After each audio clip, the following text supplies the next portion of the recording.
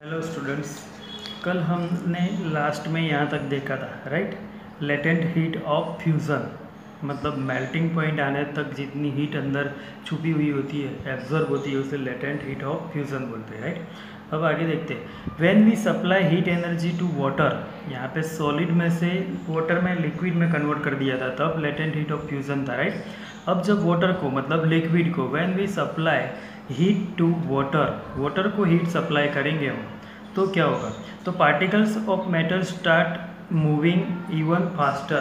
तो मेटल के जो पार्टिकल्स है वो फास्ट मूव करना शुरू करेंगे। तुमने देखा होगा जब वाटर को स्टोव के ऊपर गर्म करने रखो तो उसमें पानी के पार्टिकल्स मोलिक्यूल्स फास्ट मूवमेंट करते हैं अंदर, right. At a certain temperature a point is reached when the particles have enough energy to break free from the forces of attraction of each other।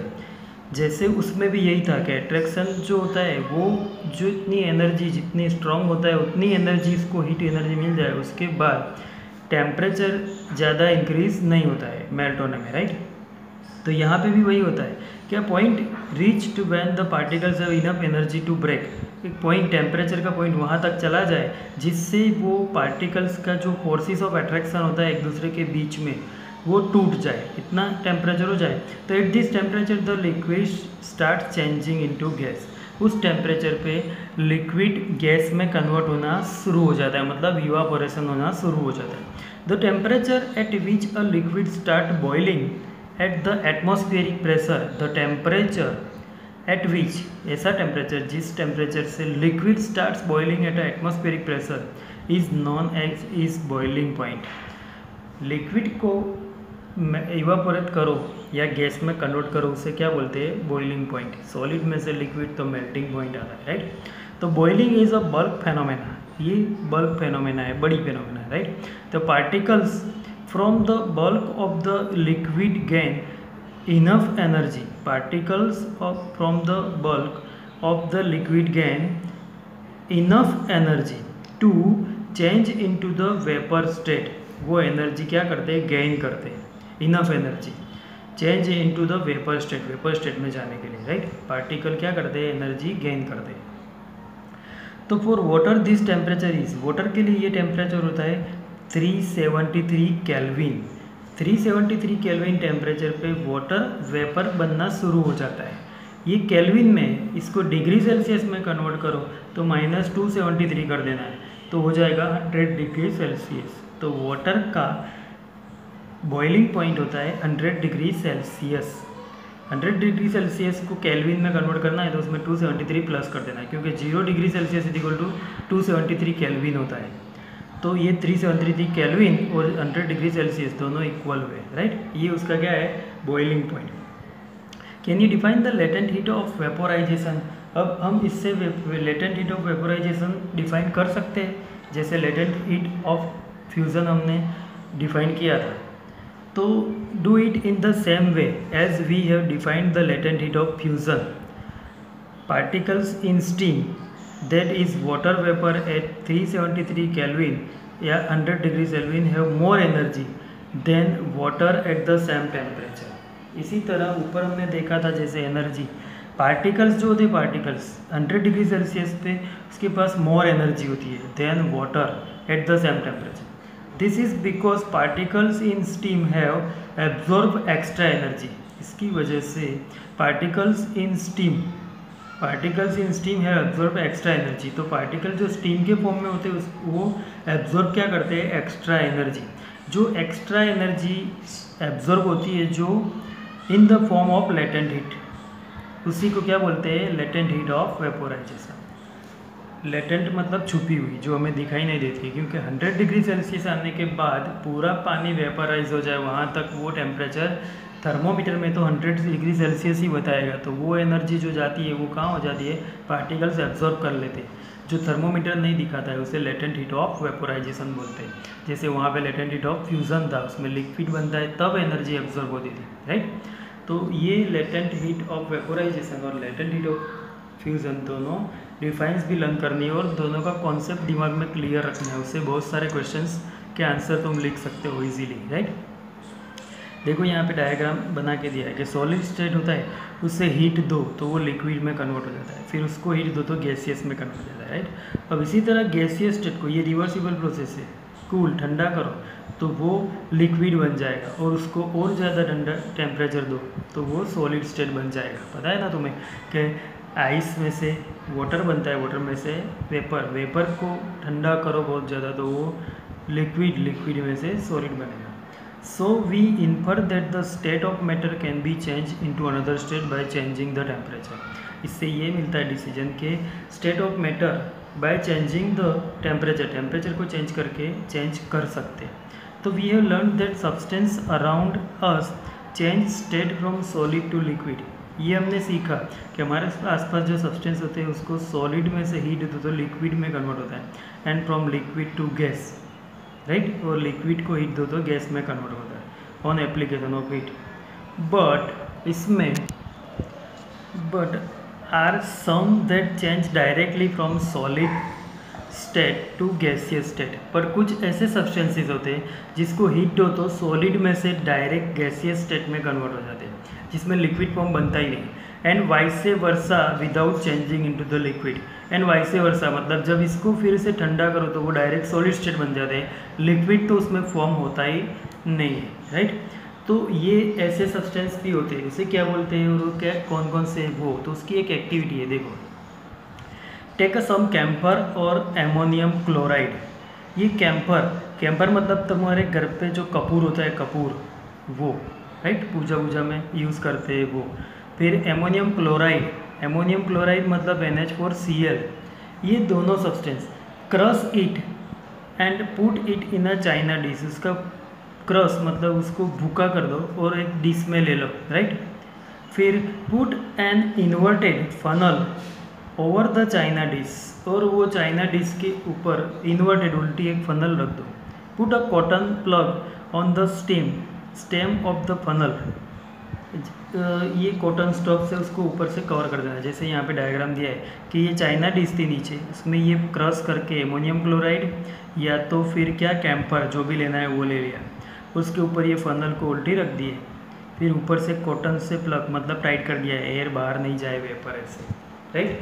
ये एक्टिविटी की है। फिर now heat slowly and observe what do you infer from the above activity.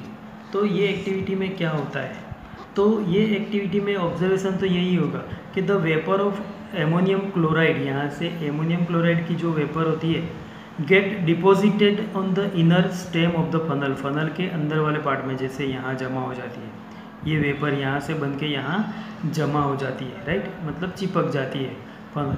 And near the cotton plug, यहाँ पे भी चिपक जाएगी, सब जगह पे चिपक जाएगी। Ammonium chloride did not melt on heating, तो ये पूरा मेल्ट नहीं हो जाता है, वेपर बनता है। क्या हो जाता है, मेल्ट नहीं होता है, वेपर बन जाता है।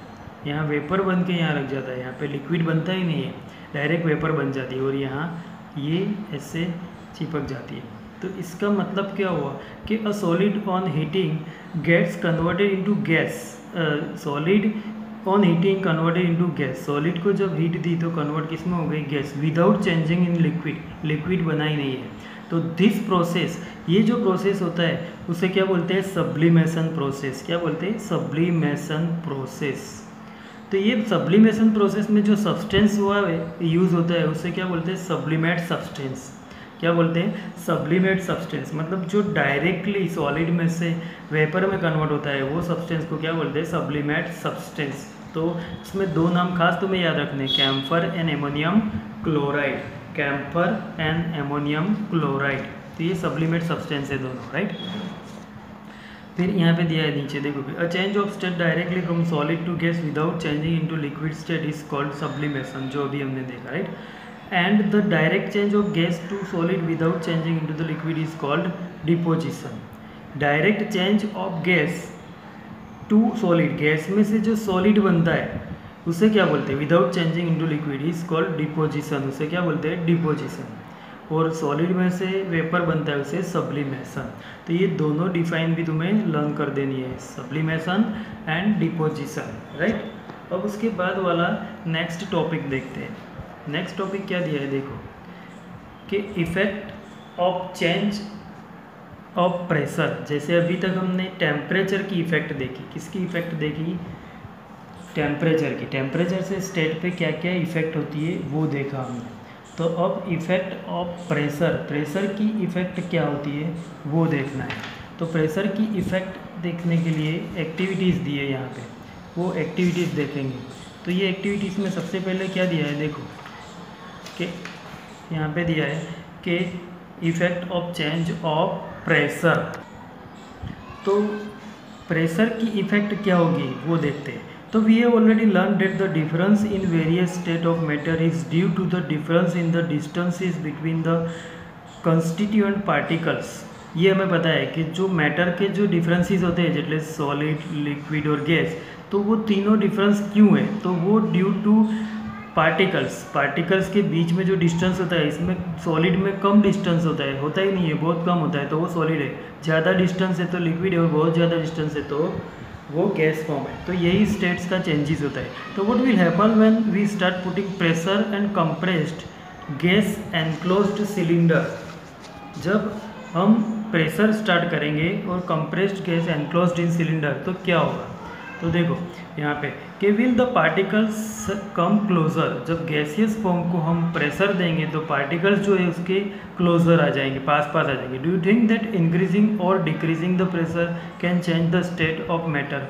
तो हम ये सोच सकते हैं कि प्रेशर की वजह से इंक्रीजिंग डिक्रीजिंग हो सकता है स्टेट में, क्योंकि पार्टिकल्स दूर थे तो पास आ जाएंगे तो वो लिक्विड बन सकता है, और पास आ जाए तो सॉलिड भी बन सकता है। तो by applying pressure particles of matter can be brought closer together. तो पार्टिकल्स क्या हो जाते हैं, क्लोजर हो जाते हैं। तो देखो उसमें क्या होता है, on applying the and reducing temperature can liquefy gases. On applying pressure apply करने से एंड रिड्यूसिंग टेम्परेचर को रिड्यूस करना है, मतलब कम करना है।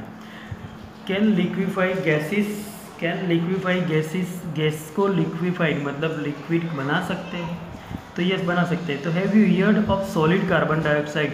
तुमने ये सुना होगा कि सॉलिड कार्बन डाइऑक्साइड जो बड़े बड़े फ्रिज होते हैं ना आइसक्रीम वाले की दुकान पे, उसमें यूज़ होता है। तो ये तो तुमने सुना होगा कि सॉलिड कार्बन डाइऑक्साइड होता है। तो मतलब कार्बन डाइऑक्साइड तो गैस है, फिर सॉलिड कैसे बन गया, तो वो प्रेशर की वजह से बनता है। कैसे, प्रेशर की वजह से कि it is stored under high pressure, वो हाई प्रेशर में स्टोर होता है। Solid CO2 gets converted directly to gaseous state, directly gaseous में से वो सॉलिड में कन्वर्ट हो जाता है हाई प्रेशर में, राइट। और decrease of pressure to 1 atmosphere without coming into liquid state में आता ही नहीं है, और डायरेक्ट वो क्या बन जाता है, सॉलिड।